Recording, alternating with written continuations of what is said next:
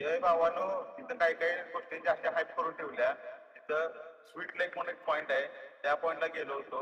जायचं 2-2.5 किलोमीटर, याचं 2-2.5 किलोमीटर, आणि बघायला काय मिळते पार्क चळ. त्यामुळे काय माझं तर सजेशन आहे, इकडे अजिबात जाऊ नका. वरती आरुंबोली बीच येथून चालायला सुरुवात करायची. हे असे छोटेसे गल्ल्या लागतात.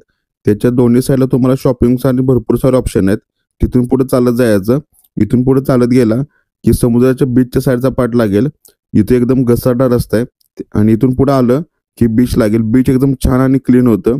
बीच छान आहे. त्याच्या बीचच्या साईडला तुम्हाला हॉटेल पण आहेत.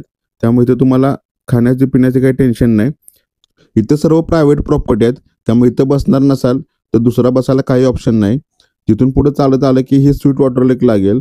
या एवढ्या लेकसाठी असल्या 2-2.5 किलोमीटर चालत आलो होतो उन्हामध्ये. अजिबात वरतीत वाटला नाही मला तरी. आणि इथं तुम्हाला मड बाथ वगैरे काय करायचं असेल तर त्याचे तुम्हाला सेपरेट चार्जेस लावले जातात. एकदम ओव्हर हाईप केलेला हा पॉईंट आहे. अजिबात येऊ नका इकडे. तर तुम्हाला कसा एक्सपिरियन्स होता स्वीट वॉटर लेकचा कमेंटमध्ये नक्की सांग. भेटूया पुढच्या व्हिडिओमध्ये, जिथं मी तुम्हाला सांगतो गोव्यामध्ये राहण्याचे बेस्ट ऑप्शन कुठे आहेत ते.